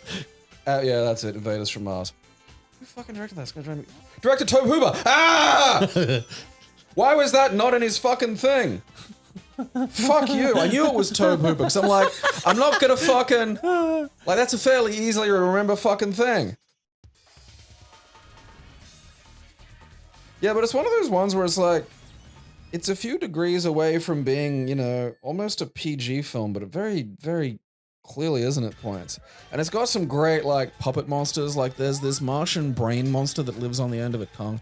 And that's fucking rad. And there's a scene where it's, you know, it's about, like, these invaders from Mars will, like, inject you with, like, a machine and then they control you, right? So it's, like, kind of like an invasion of the body snatchers. And, like, a kid has an idea this is happening because, like, it happens to his dad. And, you know, then you see a teacher like swallow a whole frog. And that's pretty fun. Yeah, it's a lot of fun.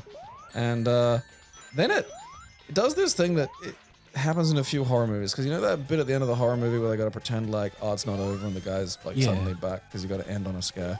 Yeah. There's like, that happens. But basically it happens after they do the thing where it turns out the whole movie was like just the kid having a dream.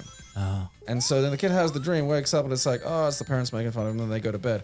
And then like the aliens kind of land, and he just opens his parents' door and just starts screaming. And it's like, that completely just makes your movie look stupid. And like at this point, it was just a kid with like a punchable face. And like, look, that's most kids, so we can, you know, we can get past that. There was like a weird fucking monster that ate a person at one point. That was pretty sweet, you know. Like, you know, there's stuff this movie had, and then the ending is just like bafflingly fucking stupid. Like you could just edit that out. Like even like it being a dream is dumb, but like all right, you know, because it ends with like the fucking Martians being defeated and some of the fucking, you know, it looking like his parents are back because the things that were controlling them are no longer connected to anything. And so you could have just had that be, oh yeah, my parents are back because they're not being controlled because there's nothing to fucking, you know, the Wi-Fi's down. Yeah. And then you could have it look like maybe the Wi-Fi is back up and he doesn't know. Like, it's just, the thing that you wanted to do was possible. You just did it in the dumbest fucking way possible. And it's like, that's, you know, it's like what I was getting with fucking Raccoon City. It's like there's, you know, ways you can do the things you want to do without doing them this poorly. I mean, there's probably not a lot of ways to do a show about, like, Albert Wesker's twin daughters that isn't kind of fucking stupid. But that gets back to the point of like, if your creative addition to Resident Evil is to just say Albert Wesker's twin daughters, you should probably make something else. You know? Yeah. Like, yeah. why do that? Like, I don't go to your fucking Gilmore Girls and go, hey, you know what this needs? Fucking zombies. No, you know what? Gilbert girls? Gilbert Gottfried's? Gottfried girls. And they're both played by Gilbert Yeah, Gottfried. of course. But Gilmore Girls needs Wesker. That's a great idea, Sherry. Yeah, I do love Wesker just in environments where he shouldn't fucking fit. Pass the tea. The problem is like, because this is like a clone of Wesker and not Wesker, it's like, you don't even get that in this. Like, it's not that you get like full tilt Wesker going to a PTA meeting, which would be the funniest goddamn thing in the world. That. Yeah. It's just like, he very distinctly, like, you know, he's just one of Wesker's clones. And Wesker kept all three of them in like a room doing his homework, basically. And then I mean, Umbrella. that's what you do, yeah. Yeah, Umbrella chucked the shits at that. Which is kind of a bit rich for them. It's like, oh, you know, I'm not allowed to- You just bioengineering everything possible, and you cloning's the line. Yeah, I'm not allowed to like fucking have some spare me's. Look. Head of a company. I know what you want. I'll get you a clone to jack you off. It's fine. The best part is like one of the fucking Wesker clones is very clearly the wacky clone. Excellent. Like they have a, you know, he tried to like microwave a fucking seafood curry burrito and one of the other Weskers is like upset with him. And then so he's like, the wacky fucking Wesker. I want one of the Weskers just to be Ernest. Yeah, like Wesker accidentally, like he'd leave him in front of like TV shows and shit to like teach him. But then, like, one of them bumped the fucking remote and just, it was like just nothing but an Ernest movie marathon. Fucking, who are those movies for? Like me when I was 8. Yeah. No, I can't, like, how many were there? There was a lot. Surely. There were a few, yeah, I think there was like 5. Ernest Goes to Camp, Ernest Goes to Jail. There's like a Halloween one. I don't know what that was called. Ernest Goes to Halloween. I think he fought a leprechaun in that. I think it was Leprechaun. All right, let's have a look. Let's see how many Ernest movies there are. I want to say Ernest Goes Calippo. Laurel. Okay. He's a fascinating character because he was come up with as an ad mascot for like, but not a company, just a general ad mascot that companies could hire to have in their ads. And so he was just in a bunch of ads in the States. Yeah. And that was where the whole thing came Ernest was created with Varney by the Nashville advertising agency Cardin and Cherry and was used in various local television ad campaigns. It's fucking insane. Like, because the only national products he promoted were Coca-Cola Company soda, Chex, and Taco John's. First Ernest commercial filmed in 1980 advertised an appearance by the Dallas Cowboys cheerleaders at Beach Bend Park, an amusement park near Bowling Green, Kentucky. the first Ernest movie does not nail the tone. I do remember that. It's not even considered part of the greater Ernest canon. Well, it's called Dr. Otto and the Riddle of the Gloom Beam. Yeah, that's very different. That's fucking one. And I guarantee that's the Ernest movie that nobody's seen. As unnamed cameo role, Yeah. Dr. Otto's Disguise. Then Ernest Goes to Camp is the first one, 1987. Ernest Saves Christmas the following Saves year, Christmas. 1988. Ernest Goes to Jail is 1990. Ernest Scared Stupid is 1991. That's the Halloween. Ernest Rides Again, 1993. Ernest Goes to School, direct-to-video, 1994. That's 6. Slam Dunk Ernest, I don't think I've seen Slam Dunk Ernest. direct-to-video, 1995. Ernest Goes to Africa, 1997. No, I have seen Ernest Goes to Africa. How have I seen like Ernest Goes to School and Ernest Goes to Africa, but not Slam Dunk Ernest? Ernest in the Army, 1998. I've seen that one too. And then there was a television show in 1988 called Hey Vern, It's Ernest. Fucking really? I need to know what that was. How long did it run? Each episode involved short sketches on a certain theme or scenario featuring Ernest, his unseen friend Vern, and Never seen various Vern. others. Oh god. They were the ones that had 13 those. episodes. That had those. Oh, look, he's Mini Sonic. That had those really funny fucking plasticine bits at the start. It's called Mr. Blobby or some shit. It's just these little claymation shorts that they had in front of the film, I think, to get it to be a feature length because it just wasn't like long enough. There were like I could remember like 3 of them. Is it Charles Barkley? Ah, damn it! It's Cream of Abdul-Jabbar. Dude. I bet if I sit down and watch Slam Dunk Ernest, it'll all come. Who was like, directed by long-term Ernest collaborator John Cherry.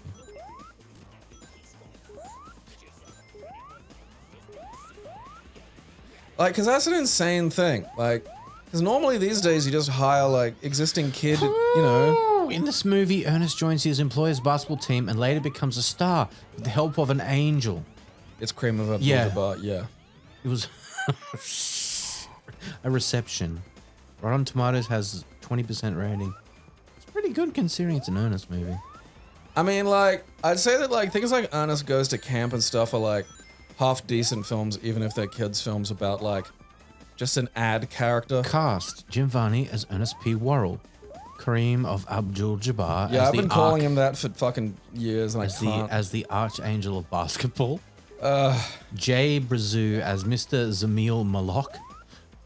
Dude. Louise Valance as Miss Irma Terradiddle. You win this round, Ernest.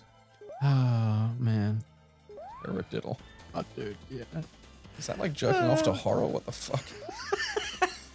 Oh, I remember. Ernest Goes to Africa. I remember that because, like, just the fucking seeing that in the video shop. Always, it was always on the shelf. No one ever rented No, it. I 100% there. remember Ernest Goes to Africa. Although I do know that bits of it kind of mesh with Ace Ventura 2 in my head. Oh, that's got to be Because there is a not lot trip. of weird similarity. Yeah. Because there's the whole thing of Ace Ventura 2 is he's in Africa. This small Sonic thing is so fucking cool. Yeah, this is actually like a neat idea. Like, look at him. Like this is like the Mario mini mushroom before it was a mini mushroom. Oh, I got touched by fire.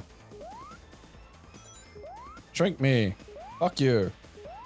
If you could like shrink down to Grandpa in my pocket size, would I'm you? not getting in your pocket. I don't have pockets, so yeah, that wouldn't work.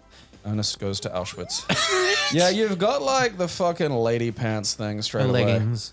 Yeah. I mean, leggings aren't supposed to have pockets. Nothing that tight can have pockets. That's ridiculous. No, I don't You want should pockets. you should be one of those women that gets like the fucking TARDIS fucking, handbag.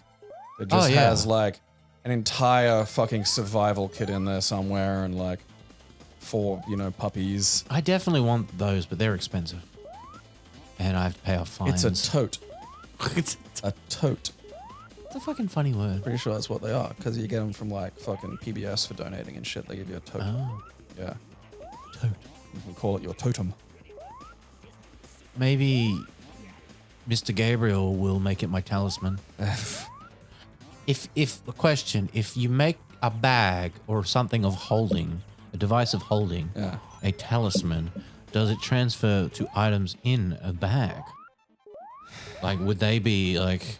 Again, this is what I love about this shit, is because they have to answer that question. It's like the what's in God's testicles question. Yeah. That's a dumb question I ask to be a jerk, but they have to answer it. Yeah. Mr. Gabriel, I'm not asking why. I'm not asking why they think God's a male, because I don't want to hear some bullshit about, like, fucking, some guy in, like, fucking, 30 AD said it, and so that's why. No, I understand why you think that. I don't care. I want you to know that if it stands to reason, that, like, unless God's trans, God has a fucking nutsack. So, like, you provide that's your fucking, you hem him in that way. You got trans God or fucking nutsack God. Okay, you got nutsack God, because they're not going to say trans God. And, okay, you got nutsack God, so what's in God's nutsack? Just, just like, what's the fucking, you got to have a theory. I mean, what, you're not allowed to wonder? What if my idea of heaven is finding out what's in God's nutsack? Like, is that, like, I'm going to get punished for that? I'm not, like, don't look at me like that. I love Jesus. I love Jesus so much. I'm curious as to what's in Jesus' Jesus's... my friend. Yeah, Jesus' nutsack. Well, I mean, isn't Jesus like God, technically? Yeah, like, I tend to use them interchangeably, but if they want to get technical, all right, fine. I'm not going to say, I wonder what's in the Holy Spirit's... Because you could just say there's cum in Jesus' nutsack. Because he's just a human with human cum. There's, like, I don't know, the Holy Spirit rides his brain I like believe a there's jockey or wine something. in his nutsack. I mean, You may it could drink be. from him. Yeah. Huh? That's why they crucified him, so they could get some of that And you sweet turn nutsack juice. wine into, cottage cheese. So can you turn cum into cottage cheese? Like, do they have to be two fluids of similar, like, thickness, I want to know who invented clag glue. Can it be a solution? Like, can you turn wine into Milo? Which is technically a dry thing in liquid. Can you have wine powder? It is lactate. Wait, what? Can Jesus lactate? Yeah. Out of his nipples? We'll start there, yeah. Okay. I believe so. Because, like, again, you know, okay, Jesus has come in him, that's fine. Yeah. We're not talking about the Holy Spirit, because that's just, I don't know, you know. I'm not a friar. Do I look like a Made friar? up. And again, I don't want to know why people think God's. I don't fucking care. You know, you've got trans God or you've got fucking testicle God. So those are your choices, and you're gonna tell me what's in testicle God's testicles. I have trans testicle God. It used to be a vulva. Now it's a. I just figure it's got to be like more universes or something, Yeah. or like a bunch of just Jesuses. That's where Waldo's hiding. Yeah, I mean, why not? maybe that's heaven. You know? Yeah. Oh, dude, imagine if that was the thing. You got to the pearly gates and they were like, okay, you're here. To get in, find Wally. What do you mean find Wally? No, that's all you get, find Wally. Then you go on this cross-earthly realm journey to find Wally. Okay. While I'm here, I have some updates that you guys might want to put in your holy book regarding Wally. Believe me, I'm as surprised as you. I've read a lot. I've never seen Wally mentioned in any of these things. That's why Not if even I in the Mormons. became a villainous superpower, what I'd do is I'd outlaw like every single fiction in paper form in the world. All right. So it's all got to be digital. Okay. And then we'd fuck the Bible and insert Wally and all this sort of shit. And then, like leave it in a temple. And then so thousands of years later, like people will worship Wally. I feel like it'd be easy just to make a Wally-based cult. Like, I think that's the problem. Well, is yeah, like, we do that you're too. overthinking this. We do that too, but I want to leave my legacy, damn it. You're Wallacey. That's right. Because Wally, like, Oddlaw is essentially Waluigi. And I want to know, Wally must have a Wario. Because he's got a Waluigi. Who's Luigi? I think because he's got a female Wally. I think her name was Wenda. Yeah. Fuck, now I'm Stop deep on the jumping into Wally fucking lore. phones. The fucking It's impressive WCU. she got called like Wenda and not like Wallina or something. you Yeah, know? well, all the good characters started with W. Because you had Wizard Whitebeard, Wenda, Woof, Wally, Yeah. and then I'm amazed someone managed to get like a coherent narrative into the Wally concept of like. That's such a nuts thing of like, yeah, where's this guy in this outfit? And then somehow, like, years later, someone's like, all right, so there's going to be like a fucking wizard and there's going to be this villain. It's like, I swear this used to be just about like trying to like see a thing. and then you got Oddlaw, who's the evil Wally. Well, he's not really Wally, but What was Oddlaw? He was trying to steal Wizard Whitebeard's shit. No, he was trying to steal Wally's walking stick because Wally's walking stick's the thing that made the portals. All right. I suppose, yeah, like, that is the bigger deal here. It's like, where's Wally? It's like, well, I mean, like, okay, that in as much as, like, where the fuck did he get, like, a universe-bending stick? I'm assuming that, like, I'm pretty sure in the intro from the TV show, Wizard appears and gives it to him. I know too much about Where's Wally. What the fuck? That's a fun thing to do if you're a wizard. You can just, like, decide that shit. Like, well, this guy, who am I going to give, like, untold magical power to? This guy seems pretty together. Oh, there's a Wilma as well. Was it Wilma the girl? Was Wilma the lady and not Wendell or whatever I was calling her? No, there's two. Wilma's Wally's girlfriend.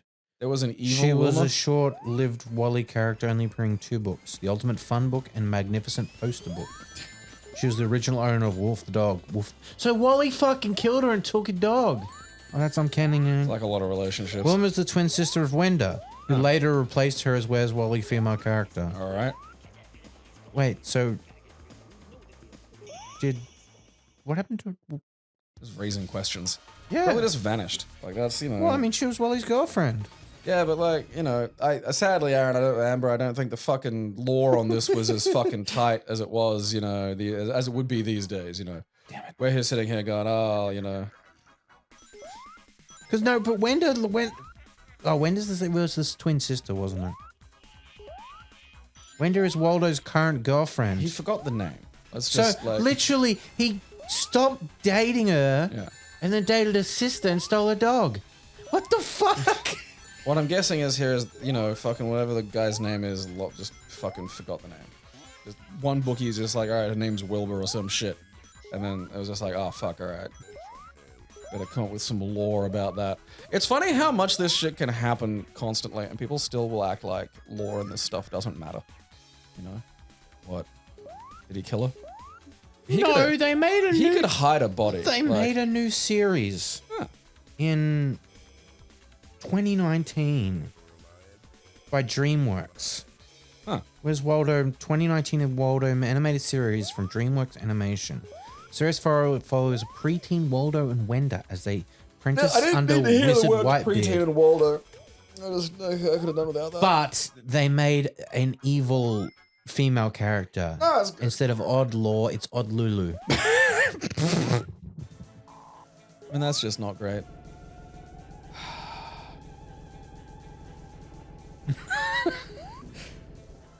Looks like one of those girls is always trying to touch the dog's dick. There's a like, it's rare, but there's a little girl creep quality coming out of that. I'm gonna look up Odd Law. I need to know more. I mean, you don't, but okay. No, I do. Like, let's just- I mean, let's who commit. dresses up like this to start with? Well, I mean, you might as well say the same about Wally. He's the main antagonist of Where's Wally series. He's mean, nasty, loathsome, and disgusting. His number of good deeds are few, and all he cares about is getting his hands on Waldo's magic walking stick. Yes, his walking stick. You're just trying to touch Wally's dick. when villains were just villains because they liked being villains. I always find that really funny. Because, like, granted, that's lazy morality, and like, if you want to teach kids lessons, the modern, approach is better. But like, it reminds me of that bit in fucking Justice League Unlimited where like Flash and fucking what's his name, Baldy, swapped bodies, and then Flash didn't wash his hands and just goes, "It's because I'm evil," and like the fucking Doom Fortress fucking toilets. Fucking yeah, I forgot about that. They had the land of Waldos, which is just like shitloads of Wallies. But then they also have Oddlaw's Swamp, where it's just filled with hundreds of Oddlaws. Oddlaw's name comes from Waldo spelled backwards. God damn it! I didn't know that. That makes no sense because like when his name's Wally. Yeah. What's So Wally? I just- What's Wally backwards? Yelaw.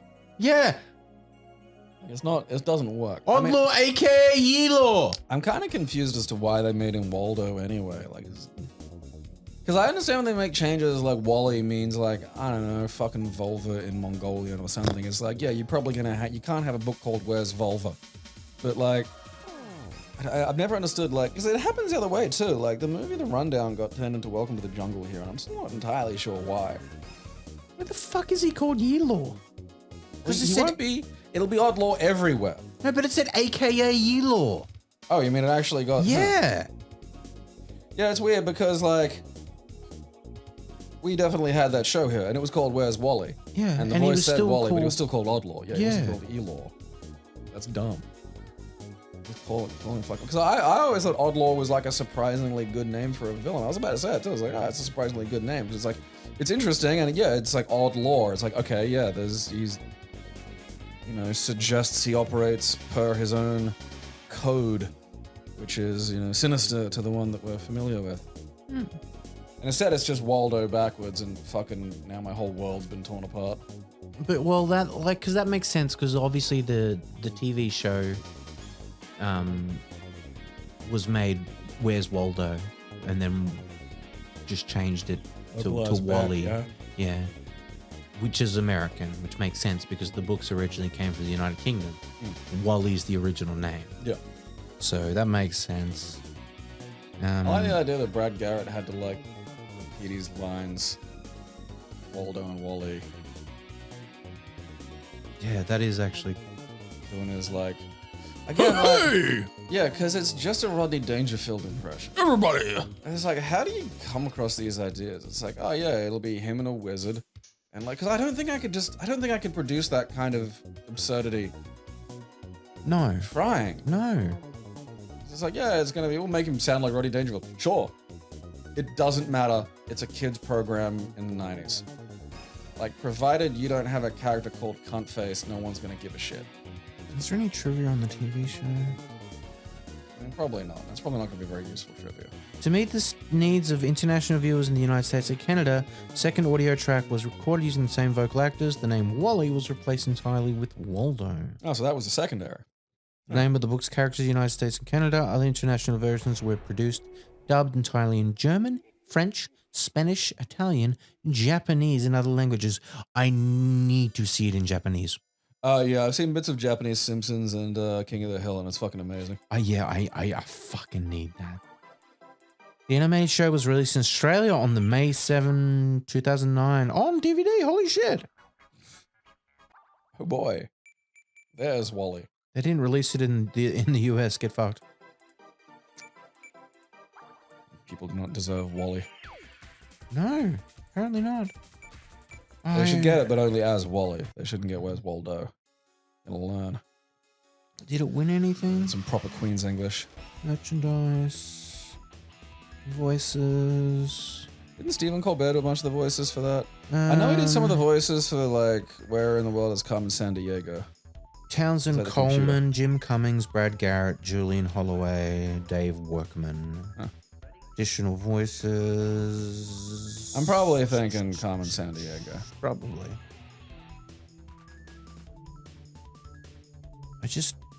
I know he was in Carmen Sandiego. I swear I could hear some of the voices, like that announcer voice. It sounded like Colbert doing one of his like. Yeah, I can hear that. TV show. I need to know more. Like, I want to know if I ever meet Brad Garrett, I need to like just talk to him about this. Brad Garrett ever takes a good look in his bin one night, and just to see me curled up in there.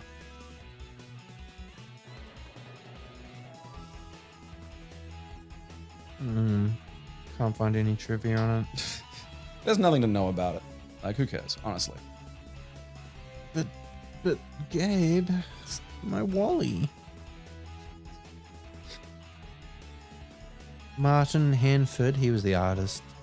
He was a Vapors album cover. It's interesting. No one can agree on who came up with the idea for it either. Wally? Yeah, because there was a group of them. Huh.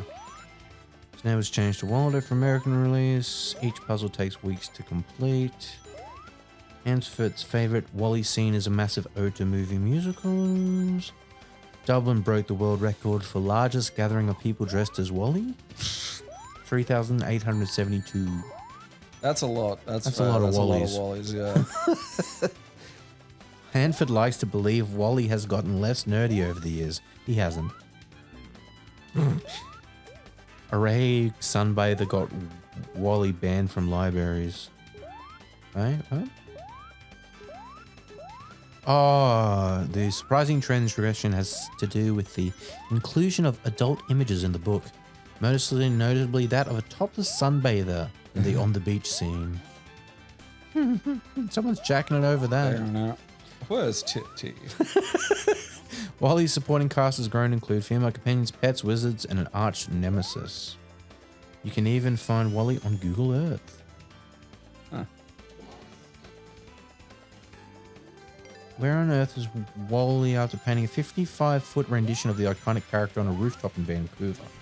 She encouraged people to find it through Google Earth, create a PDF instruction to people in other part of the world to create their own Waldo painting wherever they may live.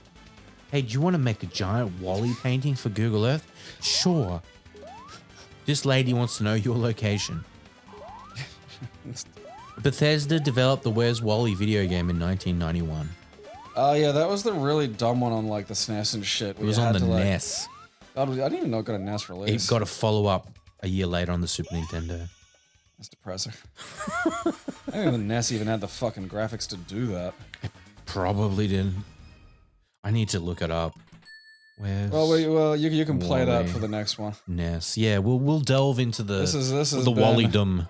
This has been There's Wally, or Where's Wally podcast. One of 400, surprisingly. Yeah. You've got to find Wally. He's on one of the podcasts. Yeah. I'm the real Wally. My name is Wally. If, like, it's a good thing you can only change your name once a year, because otherwise I'd go nuts. Doesn't it cost money as well? Yeah, but still. Yeah. It is dangerous to let idiots do things like that. Because it just would turn into what can we get through, you know, at one point. What will they accept? Yeah, And I feel that's a dangerous territory. it is. Anyway, we're the Wally twins. This is Where's Wally the podcast. You can find us on all good Wally platforms. See you next time. Keep It Classy is proudly sponsored completely by its fans. We thank you for your support.